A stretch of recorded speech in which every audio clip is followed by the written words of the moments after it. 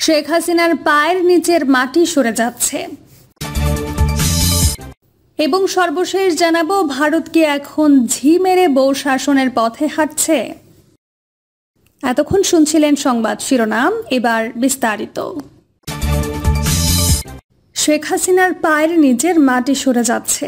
বাংলাদেশের পররাষ্ট্রমন্ত্রী একে আব্দুল মোমেন গত মাসে এক রাজনৈতিক দাবানল সামলাতে ভারতে এসেছিলেন, কিন্তু শিগগিরই তিনি দেখতে পেলেন যে তাকে সিলেট ও আসামে আঘাত হানা ব্যাপক বন্যার কথাও ভাবতে হচ্ছে। প্রকৃতি যেন তার নিজস্ব কায়দায় বুঝিয়ে দিয়েছে, ভারতের নিকট পূর্বাঞ্চলের এই দেশটিতে সবকিছু যে ভালোই ভালোই চলছে তা নয় মোটেই। বাংলাদেশের অর্থনৈতিক সাফল্যের ঝকঝকে দৃশ্য সম্প্রতি তার প্রদর্শনী হয়েছে পদ্মা সেতুর উদ্বোধনের সময়। ইসলামপন্থীদের দমিয়ে রাখা কিংবা শক্তিধর রাষ্ট্রগুলোর দ্বন্দ্বকে চতুরভাবে সামলানোর দক্ষতা, এইসব কিছুর আড়ালে লুকিয়ে আছে বাংলাদেশের কঠিন আরেক বাস্তবতা। এই বাস্তবতায় শেখ হাসিনার কর্তৃত্ববাদ যেমন আছে, তেমনই আছে ক্রমেই তীব্র হতে থাকা বিভাজন ও অর্থনৈতিক দুর্দশা। একজন ভারতীয় কর্মকর্তা আমাকে যেমনটা বলেছেন, এবং একজন বাংলাদেশি কর্মকর্তা যাতে সায় জানিয়েছে, হাসিনা একটি তাসের ঘর তৈরি করেছেন। হাসিনার পায়ের নিচে অর্থনৈতিক, সামাজিক ও রাজনৈতিক ভিত্তি দিনকে দিন নড়বড়ে হয়ে উঠছে। এই নড়বড়ে হয়ে ওঠার গতি অনেকটাই ধীর, ফলে একে জরুরি সমস্যা নয় বলে অগ্রাহ্য করা যেতে পারে, কিন্তু অবিলম্বে মোকাবেলা করা না হলে এটি নিশ্চিতভাবে জগদ্দল হয়ে উঠবে। 2023 সালে অনুষ্ঠিত হবে জাতীয় নির্বাচন, আর 2024 সাল থেকে শুরু হবে বৈদেশিক ঋণ পরিশোধের কিস্তি। ফলে এই চাপিয়ে দেয়া স্থিতিশীলতার বহিরাবরণের চাকচিক্য হারানো সময়ের ব্যাপার মাত্র। হাসিনার এই কথিত তাসের ঘর পুরোপুরি ধসে না পড়লেও টলে ওঠার ঝুঁকি সাম্প্রতিক কয়েক বছরে বেড়েছে, আর এর ফলে নিজেদের নিকট পূর্বাঞ্চলে সংযোগ প্রতিষ্ঠা করতে ভারতের উচ্চাকাঙ্ক্ষা অবশিষ্ট যা আছে তাও হুমকির মুখে পড়তে পারে। অভ্যন্তরীণভাবে হাসিনা সরকার ঐতিহ্যগতভাবেই দুই মেরুতে বিভাজিত বাংলাদেশ রাজনৈতিক সমাজে দুটি পারস্পরিক সংঘাত তীব্র করে তুলেছে। এর প্রথমটি হলো, তিনি ক্ষমতায় আছেন কিন্তু তার কোনো নির্বাচনী বৈধতা নেই, থাকলেও অতি সামান্য।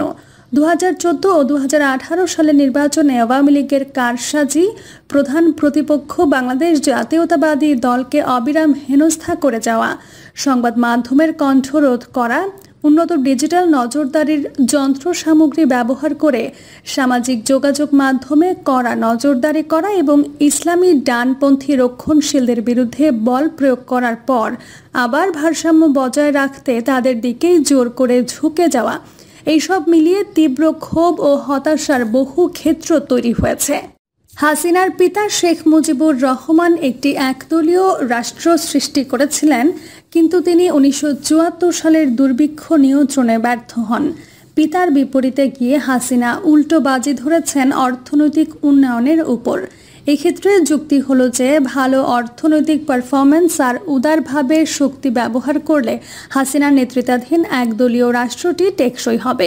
কিন্তু এখানেই শুরু দ্বিতীয় দ্বন্দ্বের। বাংলাদেশের মোট দেশজ উৎপাদন বা জিডিপির অনুপাতে বৈদেশিক ঋণ বেড়ে দাঁড়িয়েছে 21.8%। আমদানি ব্যয় বেড়েছে প্রায় 44%। $42 বিলিয়ন বৈদেশিক মুদ্রার রিজার্ভ ক্রমশই কমছে, যা দিয়ে মাত্র 5 মাসের আমদানি ব্যয় মেটানো যাবে। আর তৈরি পোশাক খাতের রপ্তানি ও রেমিটেন্স থেকে আসা রাজস্বের পরিমাণ রাজকোষের দ্রুত বাড়তে থাকা ব্যয়ের সাথে পাল্লা দিয়ে বাড়ছে না। এই পুরো পরিস্থিতির সঙ্গে চলমান রাশিয়া ইউক্রেন যুদ্ধ ও যুক্তরাষ্ট্র আরোপিত নিষেধাজ্ঞার বদৌলতে সৃষ্ট বৈদেশিক মুদ্রাস্ফীতি যোগ করুন, তখনই এটি স্পষ্ট হয়ে যায় যে কেন মোমেন তার ভারত সফরে বাংলাদেশের পাট রপ্তানির ওপর অ্যান্টি ডাম্পিং শুল্ক প্রত্যাহারের অনুরোধ জানিয়েছেন। পরিস্থিতিকে আরও জটিল করে তুলেছে অত্যন্ত স্ফীত খরচে অবকাঠামো প্রকল্প বাস্তবায়নের জন্য বৈদেশিক ঋণ গ্রহণের ঝোঁক, যার ফলে ঋণ পরিশোধ কঠিনতর হয়ে উঠেছে। এক্ষেত্রে আদর্শ উদাহরণ হল রাশিয়ার সাথে 2015 সালে করা রূপপুর পারমাণবিক বিদ্যুৎ কেন্দ্রের চুক্তি, যার জন্য ঢাকাকে $13.5 বিলিয়ন বা 1,24,000 কোটি টাকা গুনতে হবে। অথচ কুদানকুলামে একই মানের একটি পারমাণবিক বিদ্যুৎ কেন্দ্রের জন্য ভারতকে সাকুল্যে $3 বিলিয়ন বা 28,000 কোটি টাকা খরচ করতে হয়েছে। ঢাকা এই ধরনের চুক্তি কেন মেনে নেয়? কারণ বৈদেশিক এসব অর্থায়নে অবকাঠামোগত প্রবৃদ্ধির পালে হাওয়া দেয়া যায়, পাশাপাশি অব্যাহত রাখা যায় গেড়ে বসা দুর্নীতি। একই সাথে অর্থনৈতিক উন্নয়নের রাজনৈতিক মায়াজালও অটুট রাখা যায়।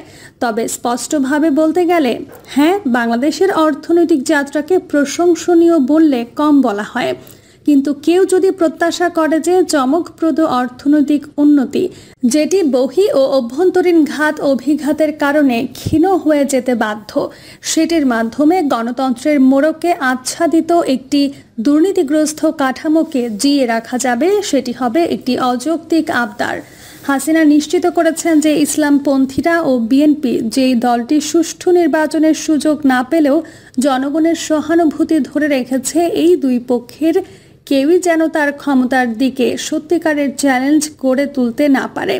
কিন্তু হাসিনার আসল চ্যালেঞ্জ তার জানাশোনা প্রতিপক্ষের কাছ থেকে আসছে না, তার চ্যালেঞ্জ আসছে নিরাপত্তা কাঠামোর আধিপত্যাধীন রাষ্ট্র ব্যবস্থা ও নিজ দলের কাছ থেকে, যারা এতদিন অবৈধ মুনাফা ঘরে তুলেছে। ক্ষমতার বাইরে যাওয়ার কথা তারাও কল্পনাও করতে পারে না। এর ফলে হাসিনা এক কঠিন দোটানায় পড়েছেন। হয় তিনি সুষ্ঠু নির্বাচন দিয়ে নিজের ক্ষমতা হারানোর ঝুঁকিতে পড়বেন, নতুবা তিনি ফের নির্বাচনে কারসাজি করে আন্তর্জাতিক নিন্দা কুড়াবেন, যার পরিণতিতে দেখা দিতে পারে গণ আন্দোলন ও সহিংসতা। হাসিনার উত্তরসূরি বা স্থলাভিষিক্ত কে হবেন সেই বিষয়ে স্পষ্টতা না থাকায় উভয় পরিস্থিতি সুযোগ সন্ধানী কোনো প্রতিপক্ষকে ক্ষমতার পালা বদলে প্রলুব্ধ করতে পারে বাংলাদেশের ইতিহাসে, যার নজির দুর্ভাগ্যজনকভাবে ভুরি ভুরি। হাসিনার অভ্যন্তরীণ এই সমস্যার সঙ্গে তার বহি নির্ভরশীলতার যোগসূত্র রয়েছে। রাজনৈতিকভাবে হাসিনা নয়াদিল্লির ওপর নির্ভরশীল হওয়ায় ভারত যে ক্রমেই হিন্দু জাতীয়তাবাদের দিকে ধাবিত হচ্ছে এবং ফলশ্রুতিতে বাংলাদেশ থেকে মামুনের অভিবাসন বা রোহিঙ্গা সংকটকে ঘরোয়া রাজনৈতিক সুবিধায় পরিণত করায় যেই অপকৌশল হিন্দুত্ববাদীরা গ্রহণ করেছে, তা মোকাবেলা করা হাসিনার জন্য ক্রমেই কঠিন হয়ে গেছে। তেমনি চীনা অর্থ গ্রহণ করা রাজনৈতিক সমর্থনে রূপান্তরিত নাও হতে পারে।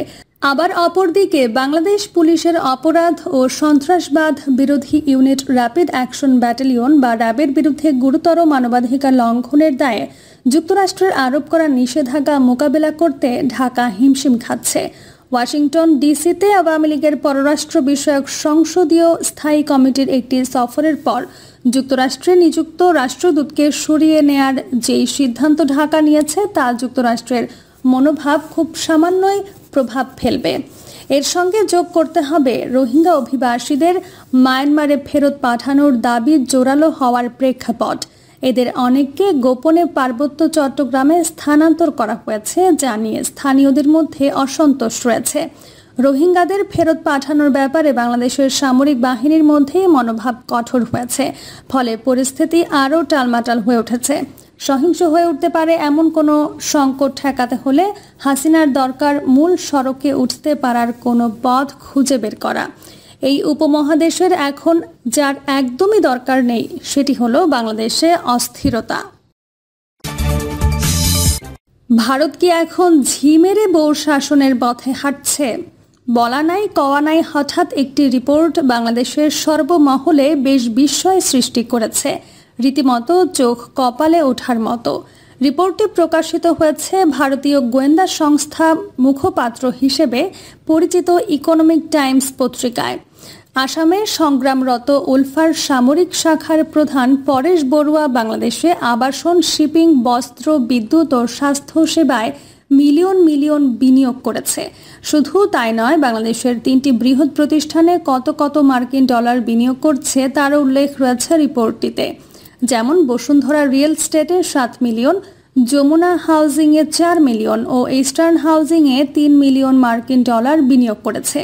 রিপোর্টটিতে সোর্স হিসেবে বাংলাদেশের জাতীয় গোয়েন্দা সংস্থার তদন্তে উঠে আসা একটি ক্লাসিফাইড রিপোর্টের কথা উল্লেখ করা হয়েছে।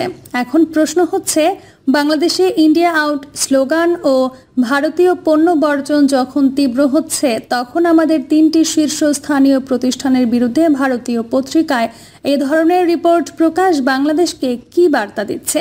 তারা কি বাংলাদেশ সরকারকে চাপে ফেলে আরও এমন কিছু আদায় করতে চাচ্ছে যা বর্তমান ইন্ডিয়া আউট আন্দোলনের সঙ্গে সংশ্লিষ্ট? দ্বিতীয় যে প্রশ্ন সেটি হচ্ছে, আমাদের জাতীয় নিরাপত্তা দেখভালের দায়িত্বে নিয়োজিত একটি গোয়েন্দা সংস্থার ক্লাসিফাইড একটি সংবেদনশীল রিপোর্ট কিভাবে একজন ভারতীয় সাংবাদিকের হাতে গেল?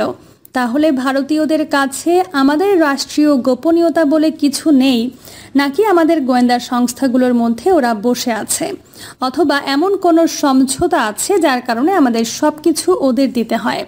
তৃতীয় প্রশ্ন, যে 3টি ব্যবসায়ী প্রতিষ্ঠানের নাম রিপোর্টে উল্লেখ করা হয়েছে সেগুলো তো সরকারের সঙ্গে খুবই ঘনিষ্ঠ। প্রিয় দর্শক, এই ছিল এখনকার সর্বশেষ সংবাদ। আপডেট সব সংবাদ পেতে চ্যানেলটি সাবস্ক্রাইব করে বেল আইকনটি ক্লিক করে রাখুন।